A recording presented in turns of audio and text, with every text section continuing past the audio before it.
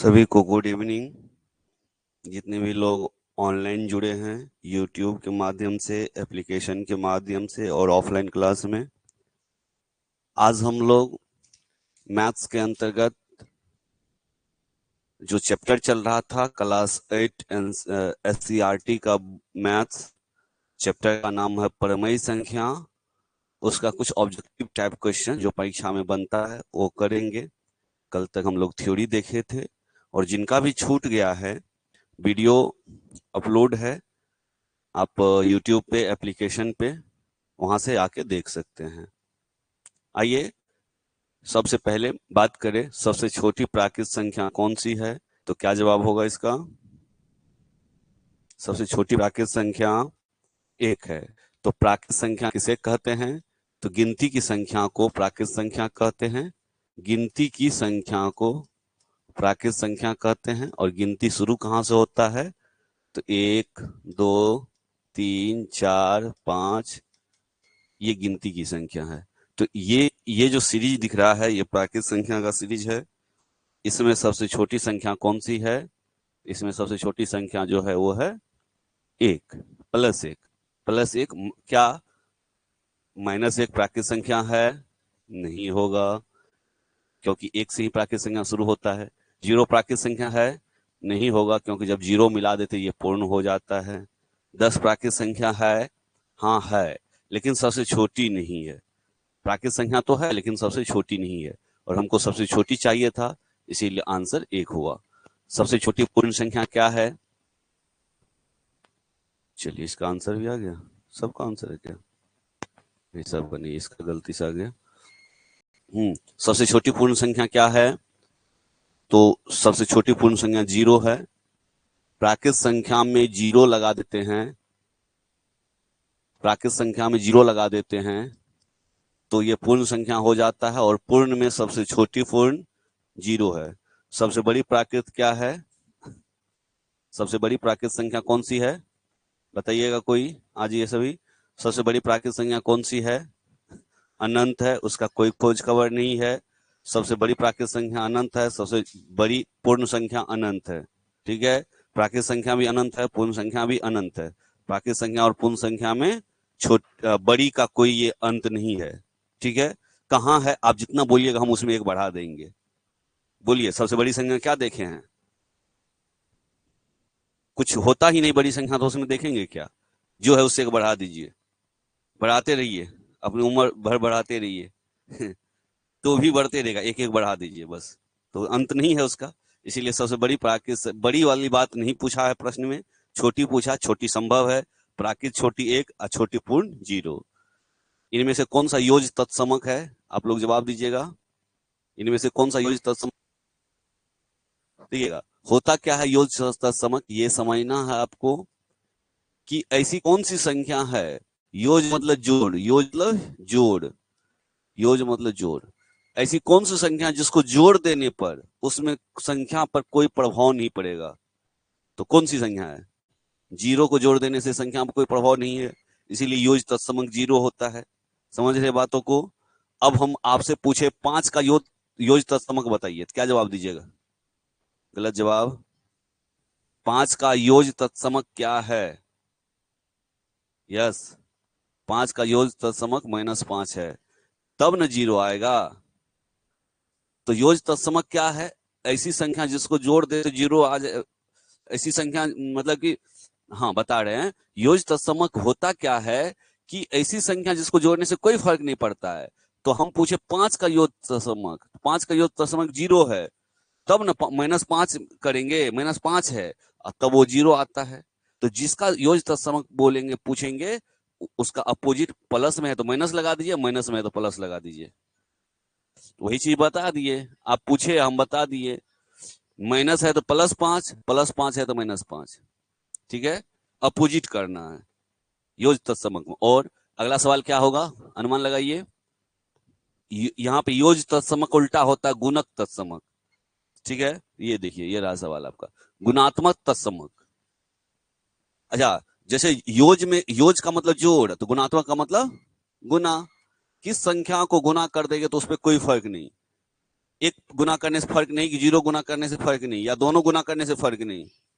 एक गुना करने से कोई फर्क नहीं पड़ता। जिस तरह से 0 जोड़ देने से कोई फर्क नहीं पड़ता है, x जोड़ 0 x से होगा, x से होगा, x गुना 1 x से होगा। अर्थात जोड़ में 0 और गुना में 1, कोई फर्क नहीं पड़ता है।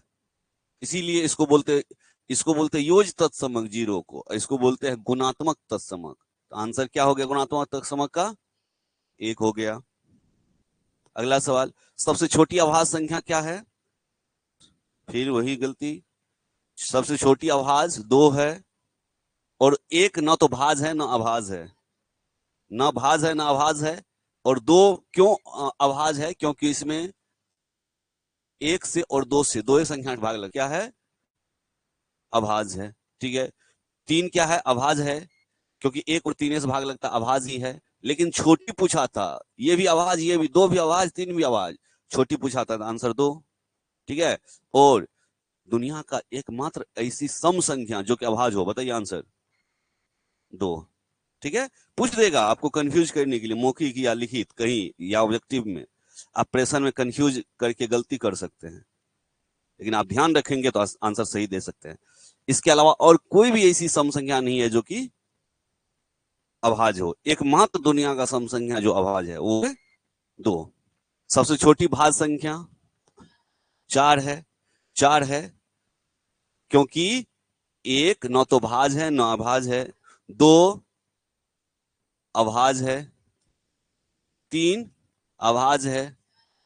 ये न तो भाज्य है, न भाज्य है, न अभाज्य है, न भाज्य है न अभाज्य है, अभाज्य, अभाज्य, न भाज्य है न अभाज्य है। कौन? 1।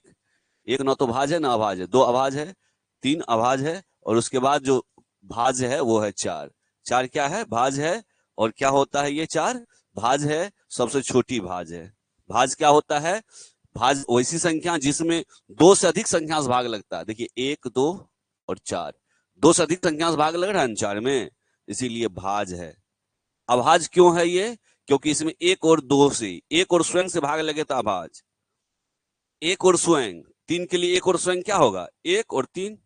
5 के लिए 1 और स्वयं क्या होगा? 1 और 5। 7 के लिए 1 और स्वयं क्या होगा? 1 और 7। चलिए 7 में किससे किससे भाग लगता है? 1 और 7 से। 9 में, चलिए बहुत अच्छा, कल भी इस पे डिस्कशन किए थे। आगे बढ़ते हैं। 7 का गुणात्मक प्रतिलोम क्या होगा? 7 का गुणात्मक प्रतिलोम, गुना में ऐसी कौन सी संख्या 7 में गुना करेंगे कि 1 आ जाए? कौन सी संख्या है? 1/7 गुना करेंगे तब ना 7 7 कट गया, 1 हो गया। तो 7 का गुणात्मक प्रतिलोम जो है 1/7 है। कौन सा युग्म अभाज्य है?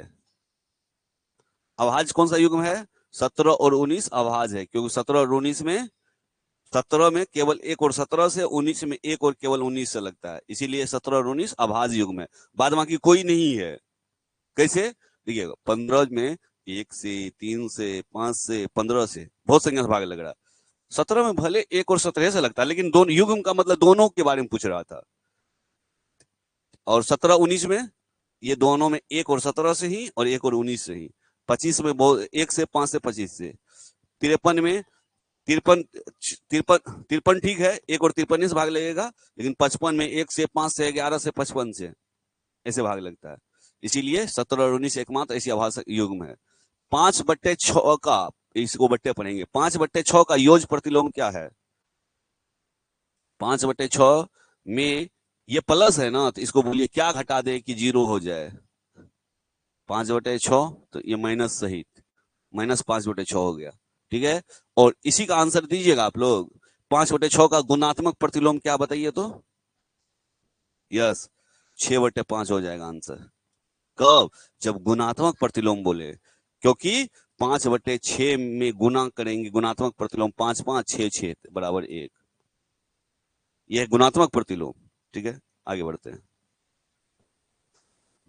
हो गया इधर 9 9 तक, 10 का देखिएगा। सबसे छोटी प्राकृतिक संख्या कौन सी है? सबसे छोटी प्राकृतिक संख्या, प्राकृतिक संख्या किसे कहते हैं? गिनती संख्या को प्राकृतिक संख्या कहते हैं। गिनती की संख्या को प्राकृतिक संख्या कहते हैं, और सबसे छोटी प्राकृतिक संख्या 1 है। ये आंसर हो गया, सबसे छोटी प्राकृतिक संख्या 1 है। सबसे छोटी पूर्ण संख्या कौन सी है? शून्य। पूर्ण संख्या 0, 1, 2, 3, 4, 5, ठीक है। सबसे छोटी पूर्ण संख्या शून्य है, शून्य है, पूर्ण संख्या शून्य है। सभी धनात्मक और ऋणात्मक संख्याओं को संयुक्त रूप से क्या कहते हैं? सभी धनात्मक और ऋणात्मक संख्याओं के संयुक्त रूप को प्राकृतिक संख्या केवल धनात्मक, पूर्ण संख्या केवल धनात्मक, और अपरिमेय संख्या रूट अंडर धनात्मक और ऋणात्मक पूर्णांक संख्या होता है। ठीक है, पूर्णांक संख्या धनात्मक और ऋणात्मक दोनों होता है। अगला प्रश्न, पूर्ण संख्याएं किस संक्रिया के अंतर्गत सम्मिलित नहीं होती है? इसका मतलब पूर्ण संख्या में, जैसे कि पूर्ण संख्या क्या है? ए पूर्ण संख्या, 2 पूर्ण संख्या, 5 पूर्ण संख्या है। तो इसमें क्या कर दे कि वही पूर्ण आ जाए, आंसर पूर्ण ही आ जाए। तो जोड़ देते हैं, कुछ जोड़ दीजिए। मान लीजिए ए का मान 3 है, 3 1 4 हो गया, तो पूर्ण हो गया। 3 1 4 पूर्ण हो गया, इसमें कुछ जोड़िए तो 4 हो गया, इसमें कुछ जोड़िए। अर्थात पूर्ण में जोड़ने से पूर्ण होता है। अच्छा, घटाने पे क्या होगा? पूर्ण संख्या है, घटाने पे पूर्ण नहीं बचेगा।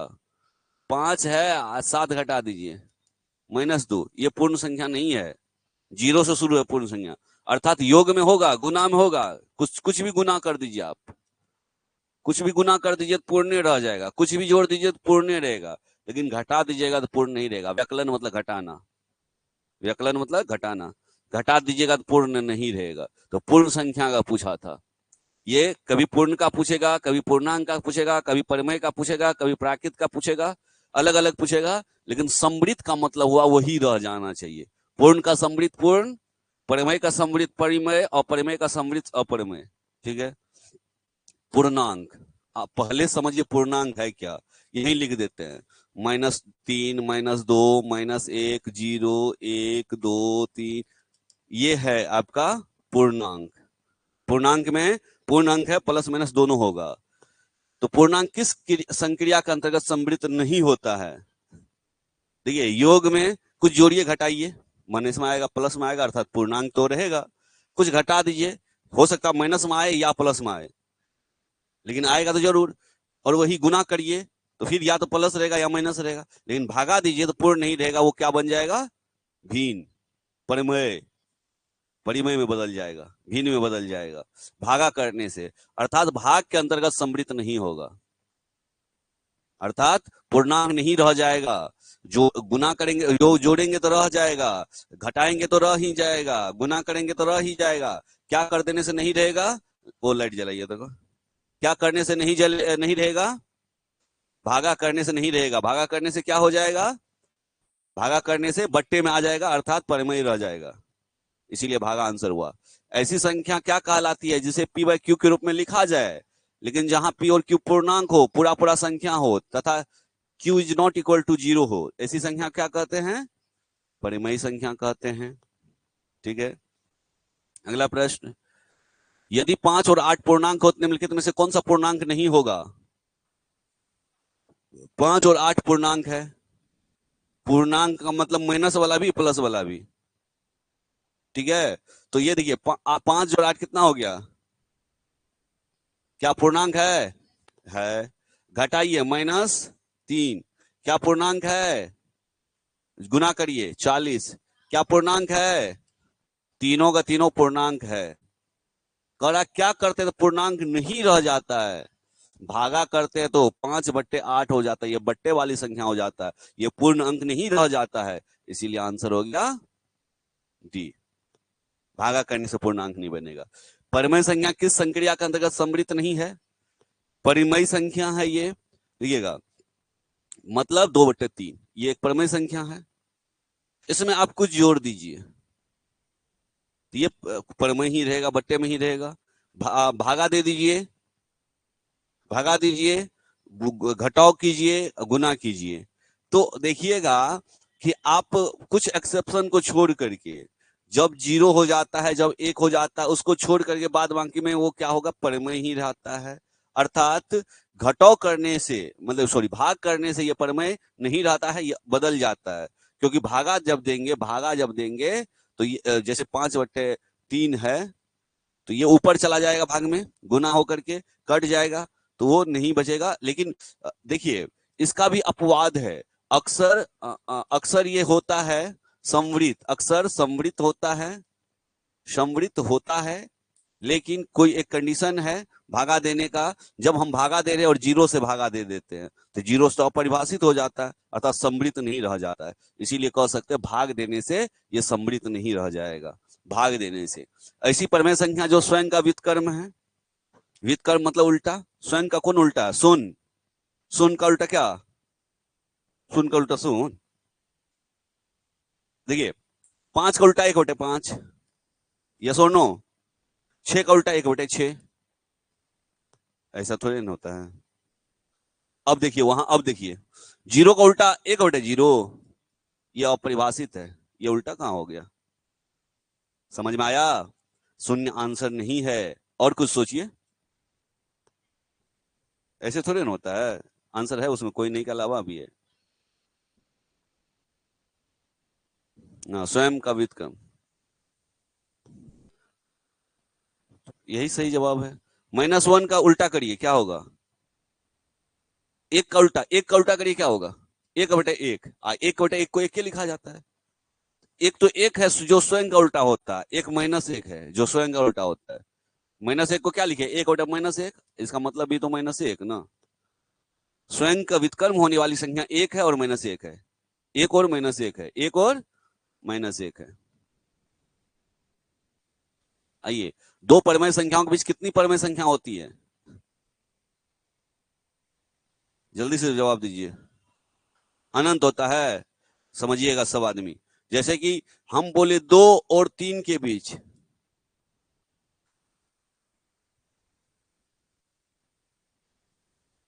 जिनसे पूछे वही बताइएगा, 2 और 3 के बाद बीच कितनी पूर्ण संख्या है, आप बोलिए। बैठिए, बैठ के जवाब देना, हाँ बैठ के। 2 और 3 के बीच कितनी पूर्ण संख्या है, कोई बात नहीं। अब बताइए 2 और 3 के बीच कितनी पूर्ण संख्या है, आप बोलिए। आप बोलिए, 2 और 3 के बीच कितनी पूर्ण संख्या है, आप बोलिए। 2 और 3 के बीच कितनी पूर्ण संख्या है, आप बोलिए। आप बोलिए। कोई बात नहीं, शर्माना घबराना हिचकिचाना नहीं है, सबको पता है सबका, ये ऐसे परेशान नहीं होना। हुआ तो अच्छा, नहीं हुआ तो सीखेंगे, ये मन में रखिए, नहीं हुआ तो सीखेंगे। आप बोलिए, नहीं आ रहा, आप बोलिए। नहीं, हमको पीछे रखना है तो हम उधर काहे चले जाएंगे, ब्रेक लगा के जाएंगे, हाँ। हाँ, पता नहीं, यही तो जवाब चाहिए था। बोलिए आप। नहीं, देखिएगा, पूर्ण संख्या क्या होता है, 0, 1, 2, 3, 4, 5। अरे भाई, 2 और 3 के बीच एक भी नहीं है पूर्ण संख्या, ये जवाब देना था। कोई बात नहीं, बोले हैं, झूठ मत बोलिए। अनंत जवाब अलग है, एक भी नहीं अलग है। अनंत का मतलब आप रख नहीं पा रहे हैं, एक भी नहीं, आपको कुछ नहीं है। अनंत और एक भी नहीं का अंतर है ना, एक भी नहीं है। नहीं जवाब दिए कोई, कोई बात नहीं है, परेशान नहीं होना है, शर्म की कोई बात नहीं है। आप सीखने आए हैं, सीख रहे हैं, और यही सीखते सीखते 1 महीना में इतना मैथ सीख लीजिएगा। और थोड़ा क्लास बढ़ाएंगे, 1.5-1.5 घंटा, 2-2 घंटा कर देंगे मैथ रीजनिंग, ठीक है। और मैथ रीजनिंग 1.5-2 घंटा, अब बाद बाकी में जीके जीएस करके कंप्लीट करवा देंगे, सिलेबस आपका हो जाएगा। आइए, अब फिर से एक सवाल है, 2 और 3 के बीच में कुल कितनी प्राकृत संख्या, जल्दी जल्दी जल्दी जल्दी। 2 और 3 के बीच में कुल कितने प्राकृत संख्या, बहुत अच्छा, सही जवाब है। 2 और 3 के बीच में एक भी प्राकृत संख्या नहीं है, ये भी सही। 2 और 3 के बीच में कुल कितने परमय संख्या, परमय संख्या कुल कितना, कितना, कितना परमय संख्या, कितना है, कितना है, कितना है, कितना है। चलिए, ये सही जवाब है, अनंत। अनंत सही है। अब पूछिए कैसे, अनंत सही जवाब है, क्योंकि परमय का मतलब होता बट्टे। अच्छा, 2.1, 2.12, 2.13, 4, 5, 7, 8, 9, 10, 12, 15, 17, 18, क्या मन जो मन लिख दीजिए, वो तो 2 के बाद है ना। कितना है, अनंत है। जितना मन 2 दशमलव में जितना मन लिखते चलिए, लिखते चलिए, लिखते चलिए, और जिंदगी भर लिखते रहिए। दूसरा जिंदगी भी मिले वो उसमें भी लिखिए, उससे आगे, उससे आगे लिखिएगा। आया समझ में? मतलब परिमय का मतलब हुआ दशमलव वाला, परिमय का मतलब हुआ बट्टे वाला। इसको बट्टे में देखिए, कोई भी दशमलव बट्टे में लिखाता है। जैसे कि 1.5 है, दशमलव उड़ा, दशमलव के बदले 10, इसको काटिए, 5 या 15, 5 9 10, 3/2, दशमलव का मतलब बट्टे वाला। अब बट्टे वाला मतलब परिमेय संख्या, अर्थात इनके बीच कितना परिमेय है? अनंत है। दो संख्याओं के बीच कितनी परिमेय संख्या है? तो अनंत है। अपरिमित है, अनंत है। अपरिमित अर्थात अनंत है। हाँ, एक के बात को भाषा दो है, पुष्प फूल, वही बात है। ठीक है, एक के बाद। हाँ, आगे ऐसा सवाल और आएगा, सतर्क रहिएगा सभी। क्या पूछ रहे, ध्यान रखिएगा। पूर्णांक पूछ रहे हैं कि परमेय पूछ रहे हैं कि पूर्ण पूछ रहे हैं कि प्राकृत पूछ रहे हैं। सवाल बनाए होंगे तो दिखा होगा, और अभी भी दिखाते हैं। 11/-6 का गुणात्मक प्रतिलोम, जल्दी से। गुणात्मक प्रतिलोम आते ही दिमाग बैठा, ये क्या गुना करेंगे कि 1 हो जाएगा? 6/11, माइनस में प्लस में? माइनस में। इसमें माइनस से होगा तब ना माइनस माइनस प्लस होगा। 11 कटा, 6 कटा, माइनस माइनस प्लस, प्लस 1, अर्थात गुणात्मक प्रतिलोम हो गया इसका अपोजिट, और वो माइनस में। 6/11 माइनस में, ये आंसर है। ठीक है, आगे बढ़ते हैं। -5 और -1 का गुना करिए। 5 गुना 1, 5, 5 में 1 से गुना करेंगे, 5 होगा। और माइनस माइनस क्या होगा? प्लस, +5, +5। ठीक है, अगले, आगे देखते हैं। डैश का व्युत्क्रम परिभाषित नहीं है। किसका व्युत्क्रम परिभाषित नहीं किया जा सकता है? किसके व्युत्क्रम को परिभाषित नहीं कर सकता? 3 का व्युत्क्रम 1/3, -1 का व्युत्क्रम -1, 4 का व्युत्क्रम 1/4, लेकिन 0 का व्युत्क्रम 1/0 परिभाषित नहीं है। यही है, परिभाषित नहीं। ठीक है, याद रखिएगा, छोटी छोटी बातें हैं। और दुनिया की किसी भी संख्या में 0 से गुना कर दीजिए, क्या होता है? 0 होता है। ठीक है ना? क्या आया, वो चुटकुला याद आया? याद आया चुटकुला? कौन सा चुटकुला है? नहीं याद आया? तो ऐसे हुआ, एक स्कूल में 2 टीचर में लड़ाई हो गया, एक मैथ वाले, एक हिस्ट्री वाले। दोनों में बहस हो गया बहुत तेज।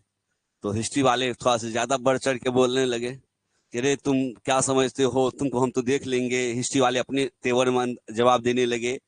हिटलर की सेना, मुसोलिनी की सेना, प्रथम विश्व युद्ध में जो भाग लिया था वो सेना, सब कुछ सेना, सब सेना को दावा दिखाने लगा और धमकी देने लगा, तुम को ये करा देंगे, वो करा देंगे। और मैथ वाले टीचर की जब बारी आई, तो बोला कि सारे सेना को एक छोटी कोष्ठ में बंद कर देंगे और 0 से गुना कर देंगे।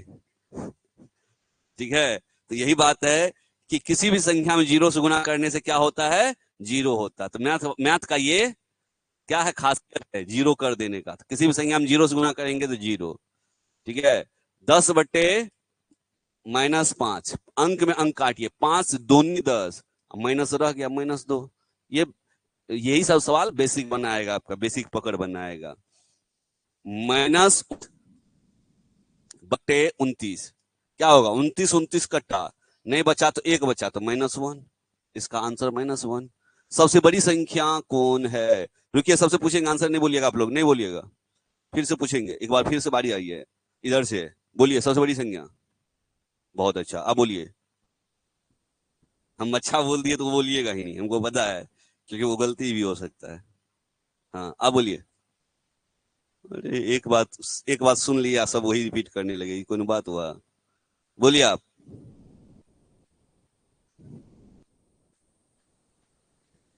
7 कब बड़ा है? 18 बड़ा है, सबको दिख रहा है। अच्छा, ये बात है। चलिए, बड़ी अच्छी बात है। कोई बात नहीं, कोई बात नहीं, सीखने आए हैं, सब सीखिए। माइनस लगा हो तो सबसे छोटा जो होगा वो सबसे बड़ा होगा। जब माइनस लगा हो तब सबसे छोटे बड़ा, क्योंकि इसको कहते हैं 7 रुपया कर्जा के 18 रुपया कर्जा अच्छा आपके लिए? अच्छा क्या आपके लिए? 7 रुपया कर्जा आपके लिए अच्छा ना? बचपन में ऐसे ही सिखाए होंगे सर। तो 7 रुपया कर्जा, तो मतलब -7 बड़ा है, और सबसे छोटा कौन है जिसमें? -18 सबसे छोटा है। सबसे बड़ा सबसे छोटा हो जाता है, माइनस लगा रहता है। तो छोटी छोटी बात सीखना आपको। -11 और प्लस माइनस, -11 हो गया, प्लस और माइनस, प्लस माइनस माइनस, 12 है तो 12। जब दो समान संख्या हो, तो समान संख्या में जब समान चिन्ह हो तो समान चिन्ह में जुटता है 12 11 23, और चिन्ह रहता बड़ा वाला का, बड़ा वाला है माइनस में।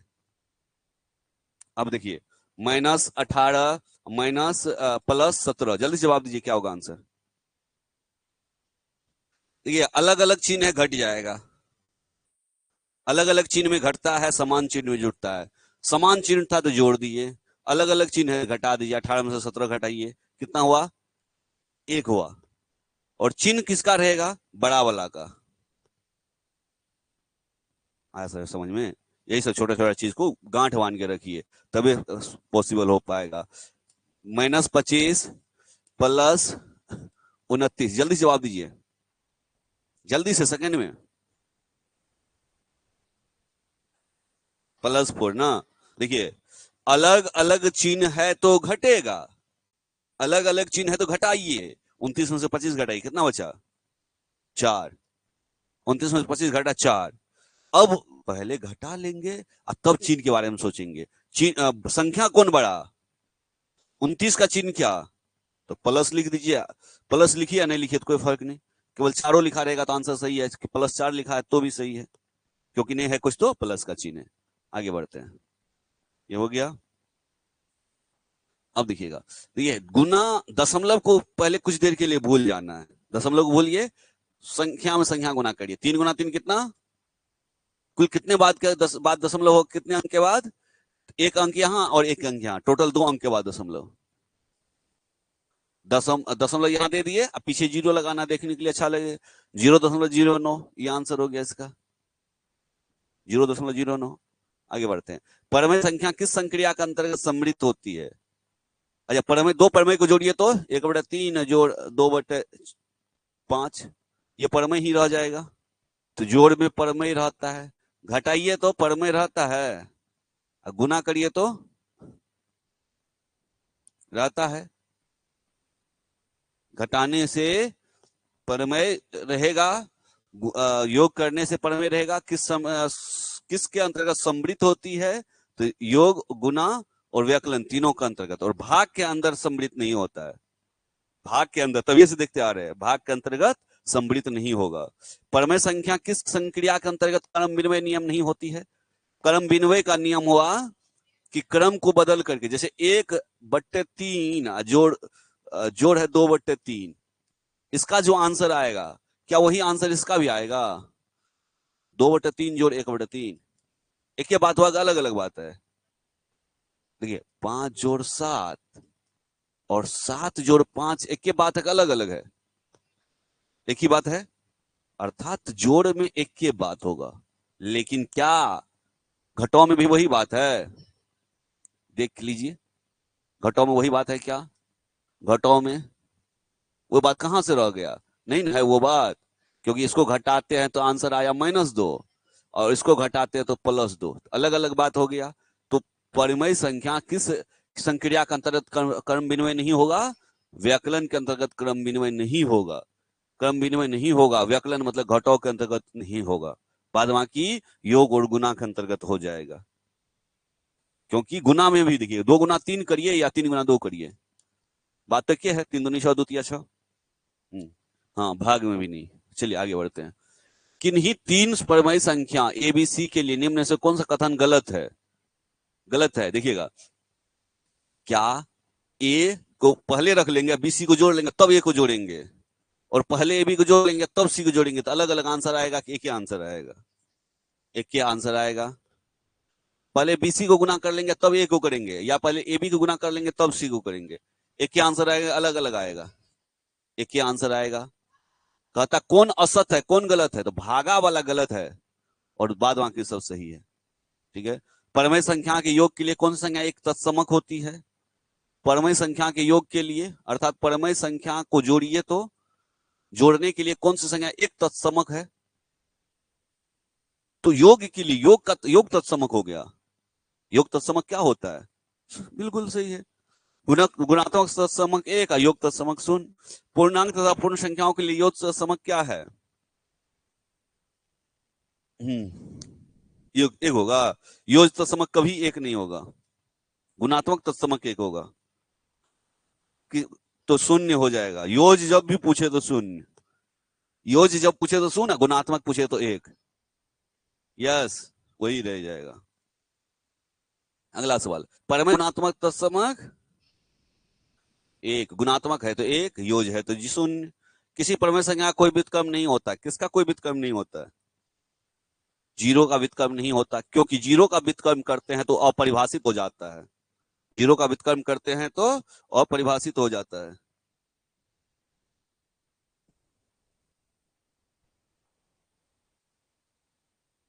-1 का गुणात्मक प्रतिलोम क्या होगा? -1 का गुणात्मक प्रतिलोम क्या होगा? देखिएगा, गुणात्मक तो -1 का गुणात्मक 1/-1, इसको भी -1 ही बोलते हैं, अर्थात स्वयं हो जाएगा। स्वयं हो जाएगा, स्वयं। 3 गुना 1/3 का गुणात्मक प्रतिलोम। अच्छा, यहां भी गलती लिखा है, कल जैसे गलती एक लिखा था, ये है, ये 3 पूर्णांक 1/3 है। इसका गुणात्मक प्रतिलोम जल्दी से जवाब दे दीजिए आप लोग, जल्दी से। रब करिए, रब करिए, करिए, सबका हाथ चलना चाहिए। करिए, क्या करते हैं आप लोग? ये है क्वेश्चन, क्वेश्चन वहां गलती से लिखा, टाइप हो गया, पूर्णांक को वहां गुना दे दिया वो। चलिए, बहुत अच्छा। कैसे किए हैं? देखिए, 3 × 3 = 9, 1, 10/3 को गुणात्मक लिखना था तो 3/10 लिखे, और 3/10 को दशमलव में कन्वर्ट कर दीजिए तो एक अंक के बाद दशमलव, एक अंक के बाद दशमलव मतलब 0.3, 0.3 मतलब डी आंसर। चलिए, अगला प्रश्न। अगला प्रश्न, कौन सी परमेय संख्या अपने व्युत्क्रम के समान है? परमेय संख्या है और व्युत्क्रम के समान है।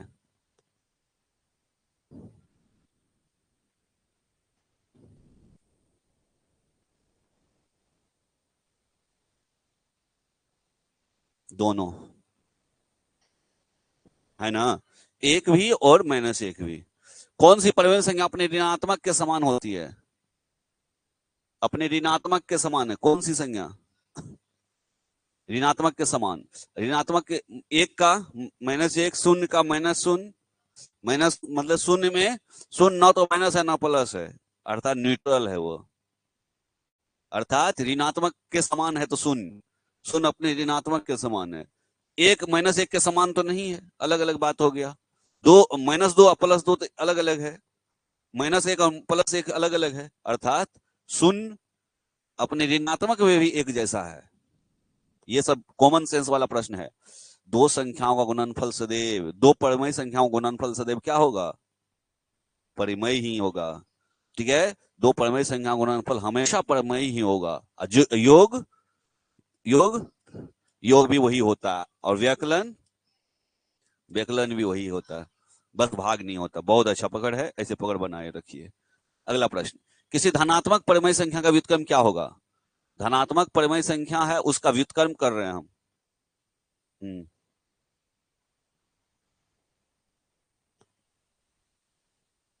दोनों कैसे होगा? कोई उदाहरण बताइए हमको केवल। देखिए, परमेय संख्या 1/3 है, केवल इसका हम व्युत्क्रम कर रहे हैं। ऋणात्मक व्युत्क्रम कहाँ कुछ कर रहा है, योज व्युत्क्रम कहाँ कर रहा है, केवल व्युत्क्रम करना। 1/3 का व्युत्क्रम 3 हुआ, कहाँ माइनस लग गया? तो धनात्मक परमेय का व्युत्क्रम धनात्मक ही होगा। व्युत्क्रम व्युत्क्रम व्युत्क्रम संख्या रेखा है, संख्या रेखा जानते हैं ना, बचपन में पढ़े थे, आज रिवीजन करिए। बीच में ऐसे करते थे, 0 लिखते थे।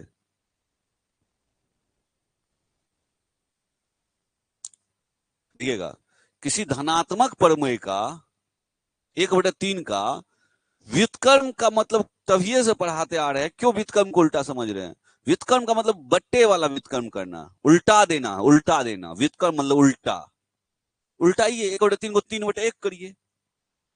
हाँ हाँ, गुण और योज होता, योज। अब सोचिए ना, किसी धनात्मक परिमेय का योज व्युत्क्रम या योज प्रतिलोम क्या होगा? योज लगा होता तो प्लस माइनस होता, माइनस का प्लस होता। समझाए थे ना, याद रखिएगा इस बात को। संख्या रेखा, संख्या रेखा बचपन में पढ़े थे, एक बार रिवीजन करिए। बीच में जीरो रखते थे और समान दूरी एक अनुमान से लेते थे, एक अनुमान से ऐसे ऐसे दूरी लेते थे, 1 2 3 4 ऐसे लिखते थे, आगे भी लिखते थे और पीछे भी उतना ही समान दूरी लेते थे, -1 -2 -3 -4 ऐसे लिखते थे। ठीक है, ऐसे लिखते थे। तो संख्या रेखा पे 3 को, 3 किधर है, इधर है कि 3 इधर है या इधर है? इधर है, सही पकड़े आप लोग, सही पकड़े हैं, क्योंकि वहां 3 का मतलब +3 है, -3 है, तो किस ओर है? किधर से देख रहे हैं आप लोग? दाया हुआ ना? क्यों दाया बाया का कॉन्सेप्ट करवाता? जिससे खाते, ये भी तो याद रखिए, खाते किससे है? दाया से। अच्छा, बचपन में हम बहुत भूल जाते थे, कुछ याद ही नहीं रहता था। एक बार ऐसे सर पूछे, मतलब शायद ड्रिल करा रहे थे, पीटी करा रहे थे, बाएं मोड़ दाएं मोड़, तो याद ही नहीं रहता था। बाएं मोड़ने कहते, बाएं मोड़ने कहते थे तो दाएं मुड़ जाते थे, दाएं बढ़ने, हम बचपन की बात बता रहे हैं। तो सर बता दिए, देखो भूल रहे हो, एक याद करो, पूरब की ओर खड़ा हो जाओ, दक्षिण किधर है याद है तुमको? तो बोले जी सर इधर है दक्षिण। बोले इधर है दक्षिण, अच्छा तुम्हारा दाया हाथ दो से दाया, दो से दक्षिण हो जाएगा। उसके बाद दाया भूल भी नहीं किए, दाया बाया ठीक है। बाद में जब बहुत यूज होने लगा, राइट आर्म लेफ्ट, इंग्लिश तो और ज्यादा इजी है, राइट लेफ्ट ही बोलते, लेफ्ट लेफ्ट मतलब ये होता है, राइट मतलब ये होता है, ठीक है, दाया मतलब राइट। तो ये सब चीज बाद में आ गया समझ में, लेकिन एक ट्रिक से बता दिए सर, तो दिमाग में बैठ गया। पूरब की ओर घूमना है, दो से दाया दो से दक्षिण, याद हो गया। चलिए, तो संख्या रेखा 3 को शून्य के किस ओर दर्शाएंगे? और दाई ओर किधर है? ये है दाई, ठीक है, इधर दाया है। आइए, संख्या रेखा में माइनस वाली संख्या को शून्य के किस ओर दिखाएंगे?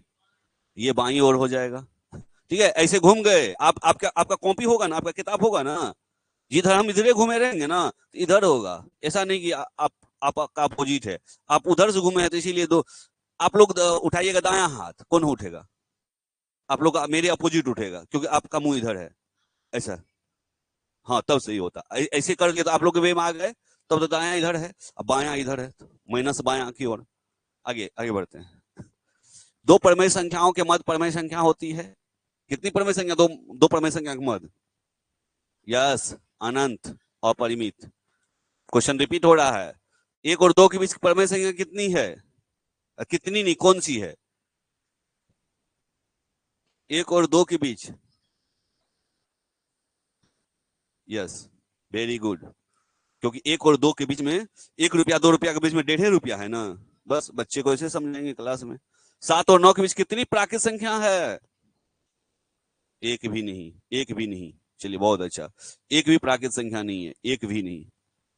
अच्छा, सुन, अच्छा सॉरी, 7 और 9 के बीच में एक है, सॉरी सॉरी सॉरी, मेरा कहाँ दिया, केवल है, केवल एक।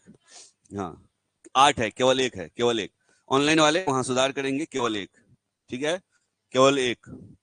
7 और 9 के बीच में केवल एक 8 है प्राकृत संख्या। 10 और 11 के बीच कितनी प्राकृत संख्या है? एक भी नहीं। 10 और 11 के बीच एक भी नहीं है ना। कितनी है? तो एक भी नहीं, अर्थात शून्य, शून्य प्राकृत संख्या है। और इसमें नहीं बचा कोई प्रश्न? नहीं बचा है, अगले पे आते हैं। ये देखिए, -1 और 1 के बीच कितनी पूर्णांक संख्या है, जल्दी से बताइएगा। पूर्णांक संख्या, पूर्णांक माइनस वाला भी होता है, प्लस वाला भी होता है। जीरो है, देखिए तो, -1 0 1 के बीच का पूर्णांक है, तो 0 0, सही जवाब है 0। अच्छा, हमको लगा कि काउंटिंग पूछ रहा है। यदि काउंटिंग पूछता -1 और 1 के बीच कितनी पूर्णांक है, तब क्या जवाब देते? ना ना ना, इसी सवाल यही है। और हम पूछ रहे हैं -1 और 1 के बीच कितनी पूर्णांक है। हाँ, जवाब सही है, सही जवाब है, एक पूर्णांक है भाई। कौन? एक ये नहीं, एक संख्या का एक नहीं है, एक नंबर है मात्र। वो कौन सी नंबर है? 0, बस वही था। कितनी है? तो एक ही है, एक ही है, एक के ठो है, एक के गो है, ठीक है। नहीं समझ रहे तो ठो अगो करना पड़ेगा। 7 और 9 के बीच कितनी परमेय संख्या है? फिर बदमाशी, अनंत, अपरिमित, अनंत। ठीक है, -2 से बड़ी परमेय संख्या कौन है इसमें से? -2 से बड़ी परमेय संख्या, -2 से बड़ी। हाँ, चलिए बहुत अच्छी बात है। -2 से बड़ी है -1, 2 से बड़ी है 1। जी, जी। आप लोग तो जी भी बोल दिए। -3 से बड़ी है -2? आप सोच रहे हैं, -3 से बड़ी है -2?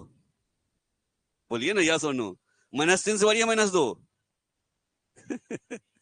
तो बोलिए हाँ या ना। -3 से बड़ी है -2?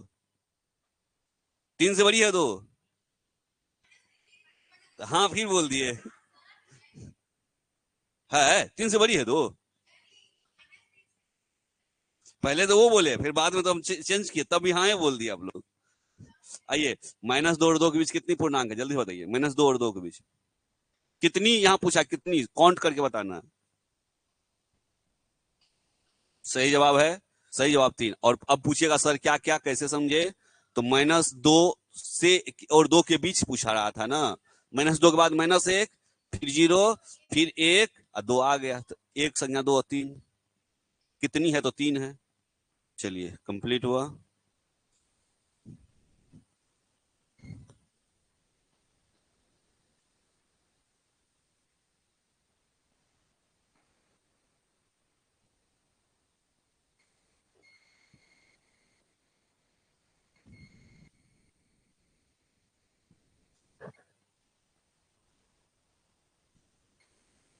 चलिए, आप लोग बना के आए सवाल, कोई प्रॉब्लम भी है?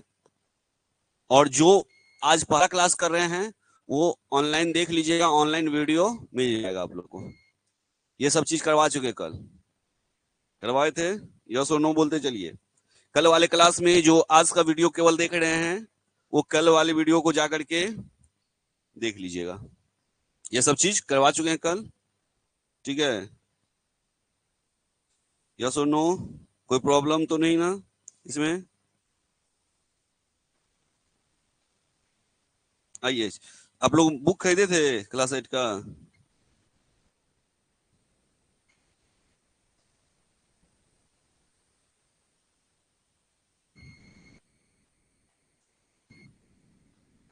नहीं खरीद पाए हैं? कैसे बनाइएगा? चलिए चैप्टर 2 शुरुआत करते हैं। ये पढ़ा चुके हैं, छोटा वो कर लीजिएगा जाकर।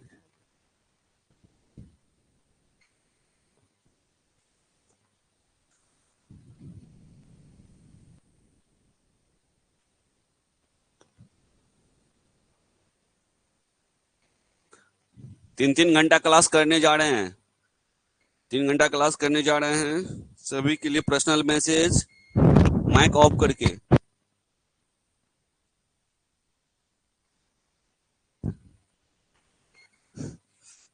चलिए ठीक है।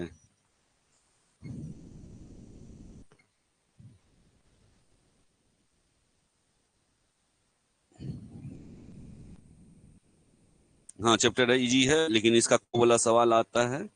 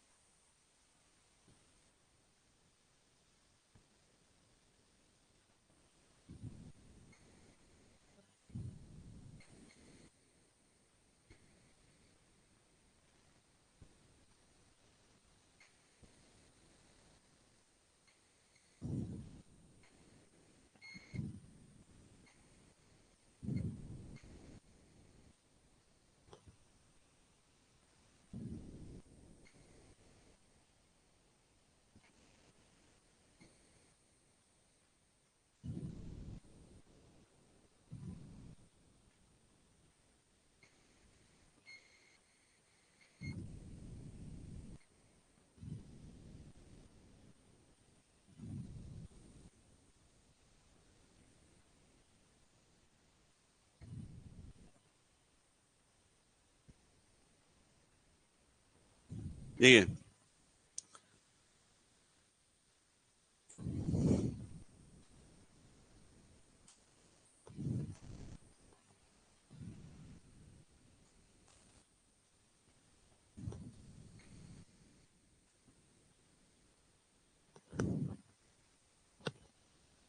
कुछ हुआ था चौक पे?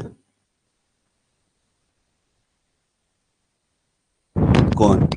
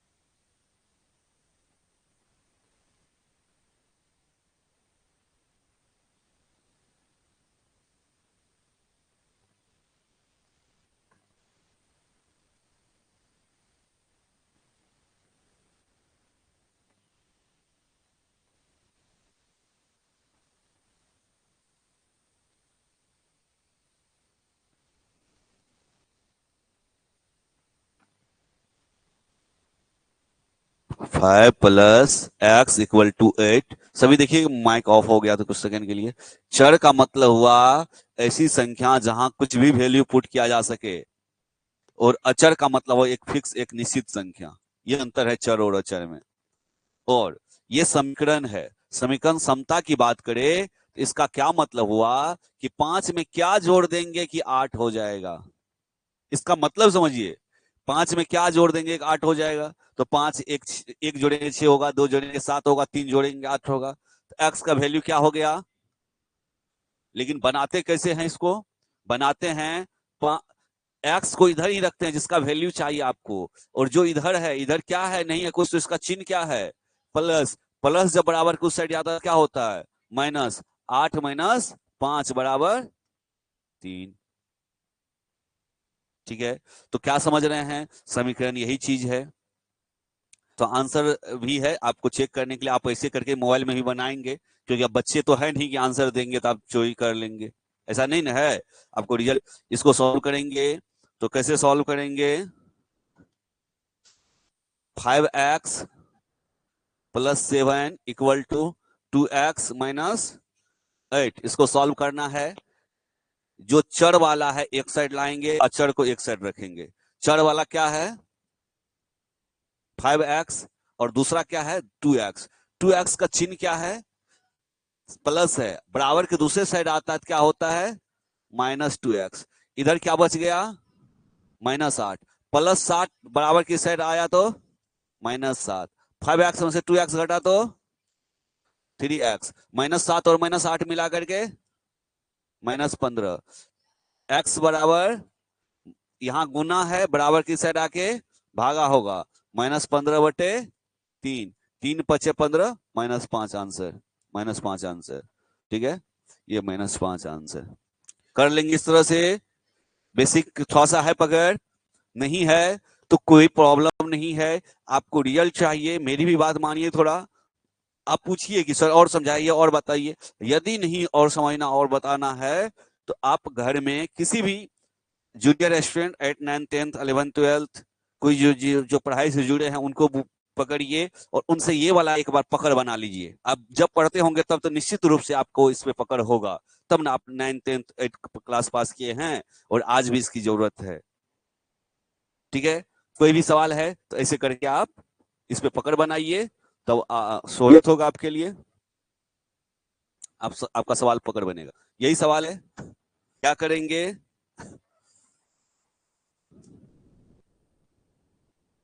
9x प्लस 5 बराबर 4x माइनस 2 प्लस 8 है ना। अब क्या करना है, x वाले एक साइड रखना है, और x वाले एक साइड लाने से पहले कोष्ट वाला क्रिया क्लियर कर लेते हैं।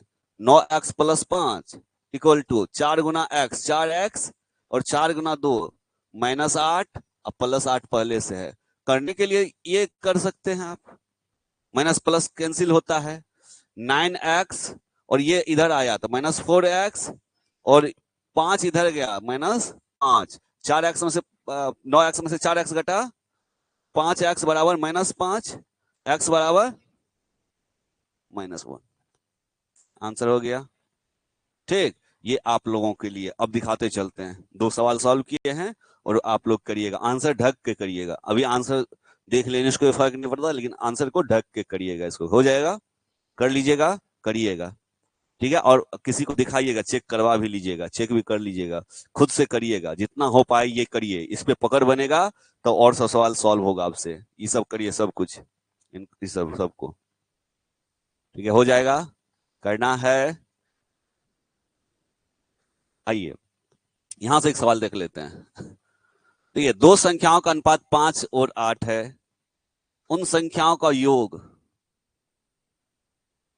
देखिएगा, जब भी अनुपात में संख्या हो, मानते हैं आप, माना कि पहली संख्या, माना कि अनुपातिक राशि x है, अनुपातिक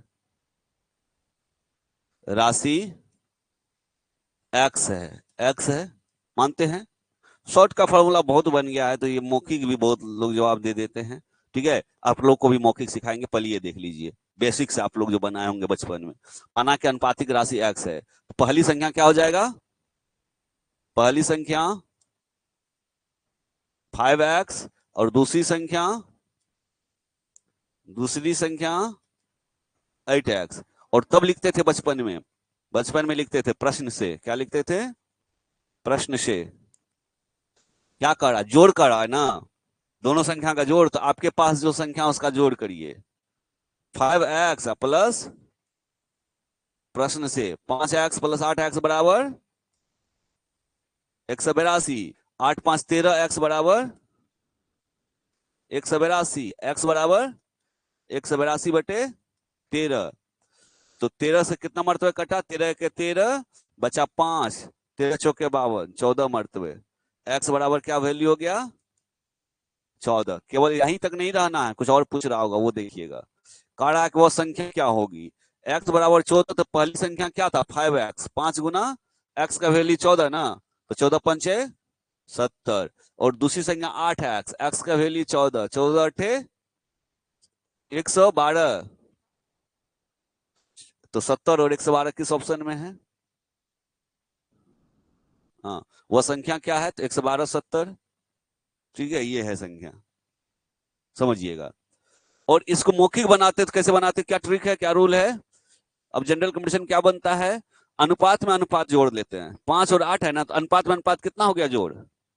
क्यों जोड़ेंगे ही, क्यों, क्योंकि यहां जो दिया है वो है जोड़, इसीलिए अनुपात का भी जोड़ करते हैं।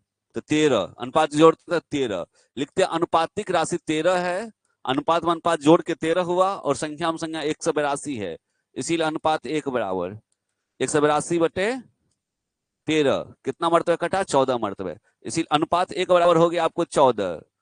जब अनुपात 1 बराबर 14 है, तो मांग रहा आपको अनुपात 5 बराबर 70 और अनुपात 8 बराबर 112। ये आंसर हो गया, ये ट्रिक था, अनुपातिक राशि जोड़ते हैं। लिख लीजिए, समझ, दोनों को समझने के लिए लिखिए, इसके बाद डायरेक्ट हम लोग पॉलिटी पे लैंड करते हैं। लिख लीजिए, अब आप लोगों के लिए होमवर्क रहेगा।